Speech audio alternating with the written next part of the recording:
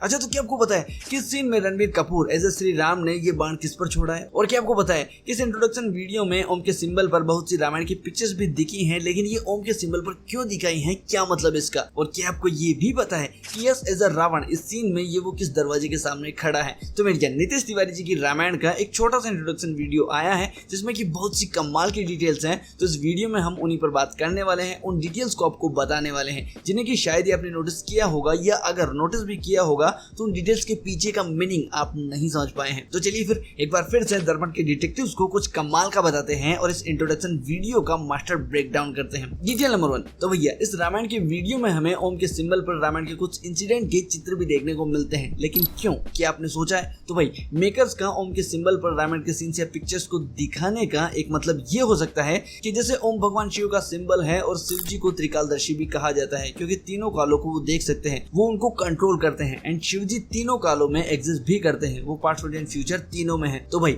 यहाँ ये ओम का सिंबल उन्हीं तीन कालों को रिप्रेजेंट कर रहा है और इस ओम पर रामायण के इन सीन्स का होना ये कह रहा है कि रामायण कोई बीती हुई कहानी नहीं है, ये आज भी हमारे साथ चल रही है और कल भी रहेगी। मतलब ये टाइमलेस है और इसीलिए ये बार बार बनाई जाती है, देखी जाती है। एंड भाई इसीलिए ये लोग इस पास्ट की घटना को दोबारा स्क्रीन पर उतार रहे हैं और ये फ्यूचर में भी दोबारा देखी जाएगी, बनाई जाएगी या सुनाई जाएगी, ये तीनों कालों में रहने वाली है। कुल मिलाकर बात यह है कि रामायण के सीन्स का ओम के सिंबल पर होना, इसका मीनिंग ये है कि ये ओम की ही तरह तीनों कालों में है, ये सिर्फ पास्ट की कहानी नहीं है जैसा कि कई लोग मानते हैं, ये प्रेजेंट की भी है और फ्यूचर में भी रहने वाली है। डिटेल नंबर 2, तो इस इंट्रोडक्शन वीडियो में आपने देखा होगा कि इसमें प्रभु राम को नीले कलर के साथ दिखाया गया है और रावण को रेड के साथ, लेकिन शायद ही आपने इसमें ये नोटिस किया होगा कि इन्हें फायर और वाटर के एलिमेंट के साथ भी जोड़ा गया है या दिखाया गया है। तो भाई प्रभु राम जब इस सीन में बाण चला रहे हैं तो वो और उनके धनुष बाण तो नीले दिख ही रहे हैं जिस कलर के साथ कि उनको प्रेजेंट किया गया है, लेकिन उनके धनुष को अगर हम ध्यान से देखें तो वहां वाटर भी हमें देखने को मिलता है। तो भाई यहाँ पर प्रभु राम को पानी के साथ और रावण को आग के साथ भी दिखाया गया है। अब पानी और नीला कलर प्रभु राम के कैरेक्टर को बताते हैं कि जैसे पानी ठंडा, शांत और शीतल रहता है तो वैसे ही प्रभु राम भी हैं, और क्योंकि नीला रंग शांति, संतुलन और आत्मनियंत्रण का साइन है तो ये चीजें भी प्रभु राम में मौजूद है। जबकि रावण जो कि आग के मेटाफोर के साथ दिखाया गया है तो वो आग की ही तरह गुस्सेल, भड़काऊ और नाश करने वाला है। एंड जैसा कि लाल रंग लालच, अहंकार और अत्यधिक क्रोध का साइन माना जाता है तो ये चीजें तो रावण में वैसे ही देखने को मिलती हैं। बाकी इस सीन में रावण के नाम के साथ जो टेक्स्ट आते हैं वहां पावर और रिवेंज लिखा हुआ है और इस शॉट में बैकग्राउंड में भी रेड कलर है जो कि इन्हीं वर्ड्स को रिप्रेजेंट करता है। कुल मिलाकर प्रभु राम को नीले रंग के साथ दिखाना ये दर्शाता है कि ताकत जब मर्यादा में हो तो वो जल की तरह जीवनदायी बन जाती है, और रावण को आग के साथ दिखाना ये दर्शाता है कि जब शक्ति पर नियंत्रण न रहे तो वो आग बनकर सब कुछ भस्म कर देती है। डिटेल नंबर 3, अच्छा तो आपने इसमें ओम के सिंबल पर कुछ रामायण के सीन्स भी नोटिस किए होंगे, तो आइए उन पर बात करते हैं। सो ये वो सीन है जब प्रभु राम ने माता सीता से विवाह करने के लिए सीता स्वयंवर में धनुष तोड़ा था, और ये वो सीन है जब माता सीता को वनवास के समय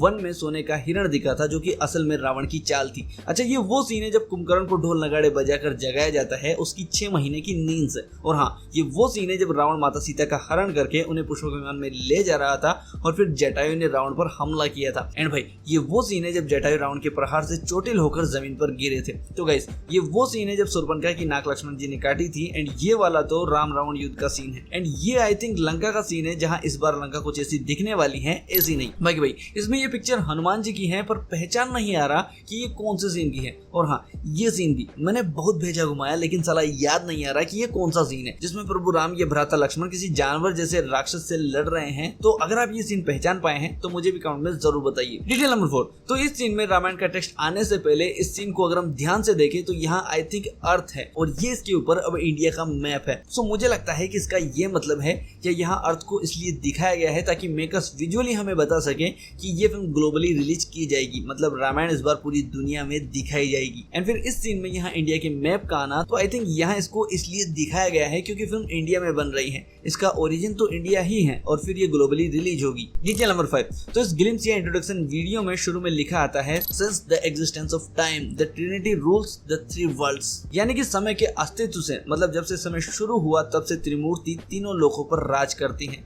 अब वो त्रिमूर्ति हैं ब्रह्मा, विष्णु और महेश, जिन्हें की द क्रिएटर, द प्रोटेक्टर और द डिस्ट्रॉयर कहा जाता है। तो क्रिएटर है ब्रह्मा जी, जिन्होंने की धरती की रचना की और लोगों को बनाया। प्रोटेक्टर है विष्णु जी, जो कि हमारा पालन करते हैं, मतलब जन्म मृत्यु का सर्कल यही संभालते हैं। और डिस्ट्रॉयर है शिव जी, जो कि अपनी तीसरी आंख से सब कुछ भस्म कर देते हैं। मतलब जब उन्हें अपनी बनाई धरती मिटानी होगी तो शिव जी ही इसे डिस्ट्रॉय करेंगे, ताकि मानवता की एक नई शुरुआत हो सके। Detail number 6। अच्छा, ये जो एकमात्र सीन इसमें रणवीर का एज श्री राम दिखाया गया है, तो ये तब का है जब माता सीता को सोने का हिरण दिखा था और उन्होंने हट करके प्रभु राम को उस हिरण के पीछे भेजा था। तो ये इस सीन में आई थिंक वो उसी हिरण पर बाण छोड़ रहे हैं। बाकी भाई इस सीन में लक्ष्मण भी नहीं है, अब बिकॉज प्रभु राम उन्हें माँ सीता के पास छोड़ कर आते हैं उनकी रक्षा के लिए। बाकी इस सीन में प्रभु राम की उंगली में हम अंगूठी भी देख सकते हैं। तो अब ये वही अंगूठी है जिसे आगे जाकर वो हनुमान जी को देते हैं जब हनुमान जी माँ सीता को ढूंढने लंका जाते हैं, और इस अंगूठी से ही माँ सीता उन्हें पहचान पाती है कि ये प्रभु राम का ही भेजा हुआ कोई दूत है, न कि रावण की कोई माया। Detail number 7।